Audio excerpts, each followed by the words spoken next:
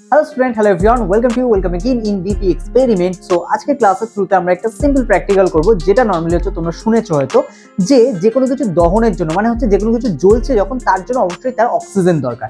আর সেই অক্সিজেন কোথা থেকে নেয়? সেটা কিন্তু পরিবেশ থেকে নেয়। আর এই পরিবেশ থেকে যে অক্সিজেন নিচ্ছে, কোনো কারণে সেই অক্সিজেন যদি কাট হয়ে যায়, কোনো কারণে যদি সেই অক্সিজেনের সাথে ওই দহন পদার্থটা যদি টাচ বন্ধ করে দেওয়া হয়, তাহলে কিন্তু সেটা নিভে যাবে বা সেটা জ্বলবে না। তো এই কনসেপ্টে আজকে আমরা প্র্যাকটিক্যালের থ্রুতে হচ্ছে করে তোমাদেরকে দেখাবো। ওকে, তো চলো লেট না করে শুরু করা যাক।